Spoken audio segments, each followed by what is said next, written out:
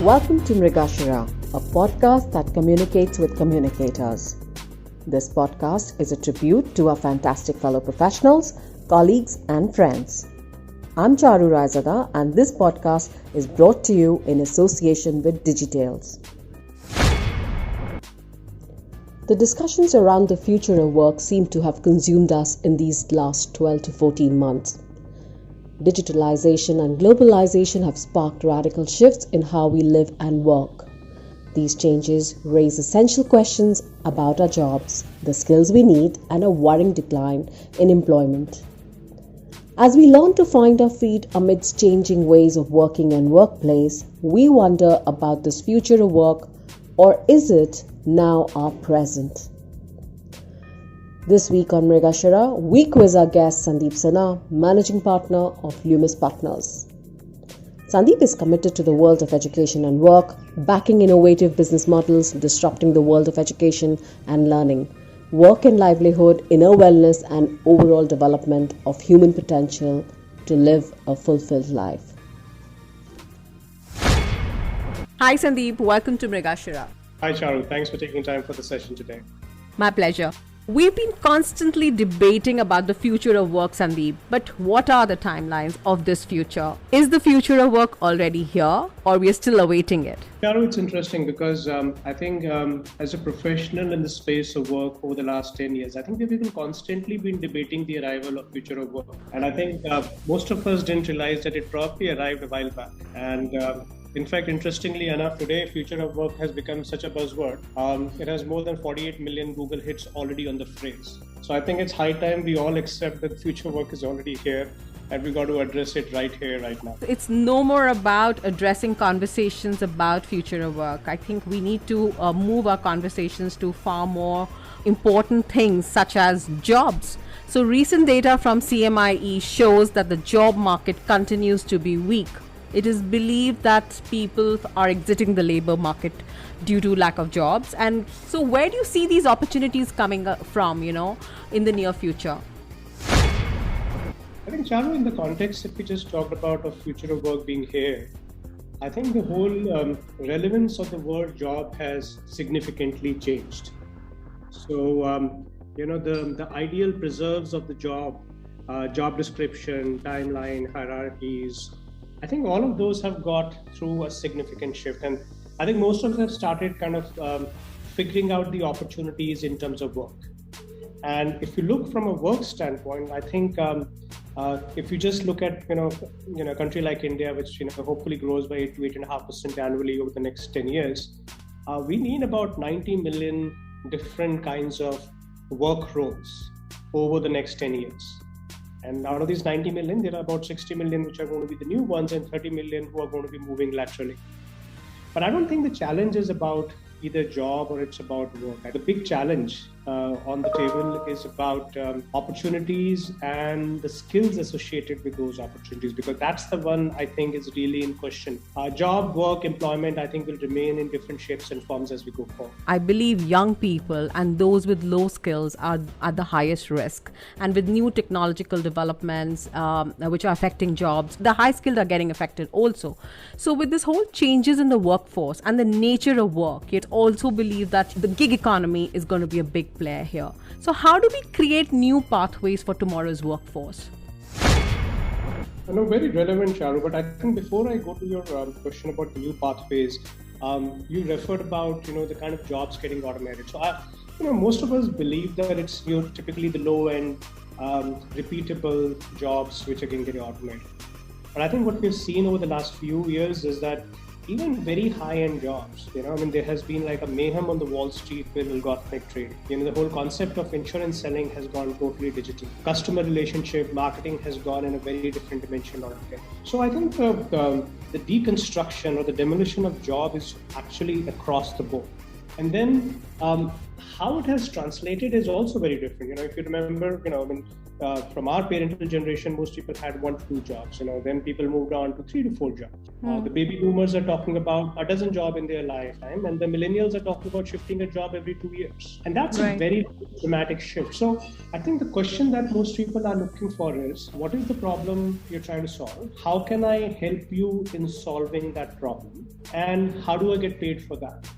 So the deconstruction of a typical job profile into work attributes is what's happening, and that's what we're seeing across the board.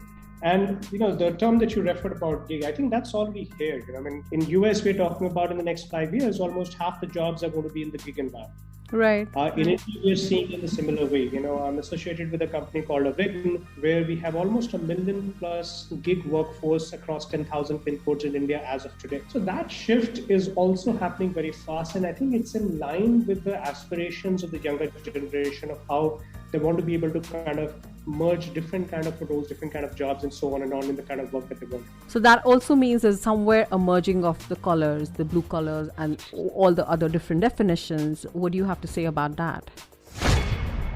Yes, exactly. And I think the way the new economy is shaping up, some of the jobs that we were talking about in the typical blue collar workforce, for example, are actually earning much more than a good white collar job. Somebody who is in a precision high pressure welding job, their skilling is of the right level.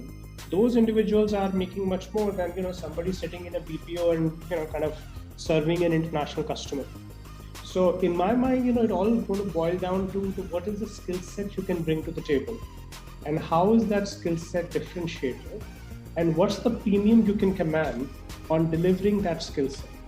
And from a company standpoint, they would want it to be on demand as much as possible, because even the companies don't want to necessarily take on the burden of kind of managing full year expense for certain skill sets which are only needed for a sporadic period of time.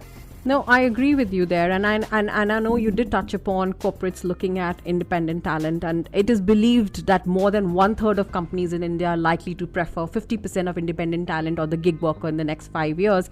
But this could also mean bringing synergies between the employees and the gig workers, because in today's day and age, when we are talking so much about a workplace which is far more integrated, where there needs to be far more camaraderie between people and bringing in the whole different aspects, how can organizations adapt a integrated approach with two different models of working, gig worker and the full-time employee, or flexi working, hybrid working? I mean, there are multiple terms which are being used. How do you see all of this evolving in the next few years? I think there's a huge dichotomy that's going to emerge over there, Charu, because inside you will have corporates which have a well-defined culture. They have their own ways of doing things, and they will have thousands and thousands of employees all across the country. But the moment this work starts getting distributed, some of these employees are going to start working from the flexible workspaces, right? The WeWorks and so on of the world. Now, when you go to a place like WeWork, you realize that they have cultivated and created their own culture a little bit in themselves, right? Right. There, you could be a part of a large corporate, but the person sitting next to you is probably somebody from an entrepreneurial ecosystem doing something very different. There is another person sitting over there who's working 4 hours a day for one customer, 5 hours a day for the other customer, and so on and on. So I think as we go forward, there are going to be different streaks of culture. The culture of an organization where you are a part of, the culture of the workspace where you're part of, the culture of the learning environment where you are a part of. And I think we will see a medley of these things put together. Honestly, I don't know how it's going to play out, but it's going to be very different from the way it is today. Yes, we seem to be learning every day. And you talked about Avigna. Just a question over here. That Avigna is looking at pin code management. Now, that sounds very intriguing, and I'm sure we all want to know a little more about that. Those kind of changes actually have happened already. So I'll give you an example. Avign is a digital platform where you deliver Uberized workforce. But before that, I was an investor in PeopleStrong, which is a regular world HR tech firm, and where we did recruitment process outsourcing for a firm like, an insurance company all across the country. And these insurance companies wanted to hire 20,000 people.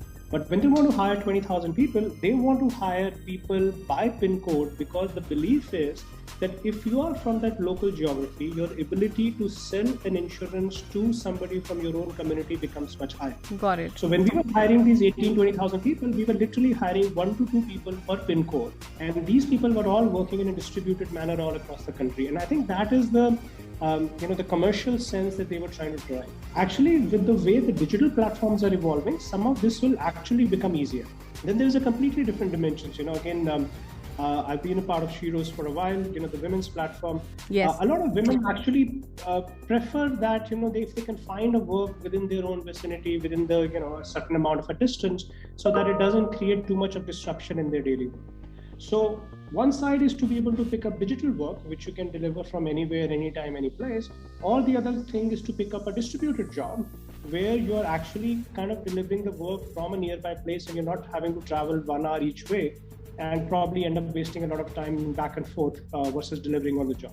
I think if we fine-tune models like these, the opportunities for people are far more, and I think we may be able to solve some part of the unemployment problem.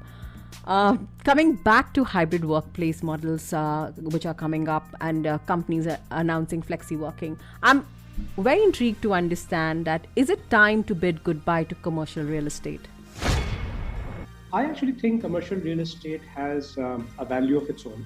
I think it will continue to exist. I have tried to work from home for about a year, and the gentle warmth between the family members turns to a lot of heat when everybody is stepping onto each other's toes. So the desire to actually step out for everyone in the house, to actually be able to step into the real world, is actually very much important. And the whole appreciation that we've had of a single dimensional shift to working from home is great, but it has its own limitations. It's broken away the barriers of work time zone. Sometimes you don't even remember it is Friday, Saturday, Sunday, or what day of the week. You switch from Zoom call to another Zoom call. And honestly, if I don't put in my calendar 30 minutes for having lunch, somebody will overschedule your day with perpetual Zoom calls one after the other. You don't know what the hell is happening in the world. Right. So the need to step out of your homes, to be able to go to a place which you can relate with your work, I think is important for a lot of people. Perhaps there are exceptions, but for a lot of people that's important. But I think the way it's going to evolve and develop is going to be, in my mind, the concept of distributed offices. The distributed offices for somebody from Noida not having to travel to, Gurgaon on a daily basis, and having a satellite office within their own vicinity, which is a replica of their work environment that they've created. Or for the companies which cannot afford a satellite office of their own, to have like mixed offices, right? Where people from different companies will come together and work. So the commercial models will change, the operating models will evolve, the preferences will shift, but the commercial real estate requirements will certainly go down. I'm a believer in that. But I think it will continue to exist in a reasonable form as we go forward. Yes, certainly there's going to be a strain on the market because of, the requirements shrinking. Yes, but I think there's always a new opportunity on the wayside, and I'm sure there will be for the real estate sector as well. And they also would come up with their new models and ways of working. Thank you so much for talking to us, Sandeep. And honestly, I really enjoyed speaking to you. Thanks a lot. Anytime. Pleasure talking to you, Charu. Thank you so much for your time. Hope you enjoy listening to Mrigashira, a podcast for communication folks. Do share your suggestions and feedback on Mrigashira at digitales.co.in. Have a great week ahead, and do not forget to tune in next week. Adios.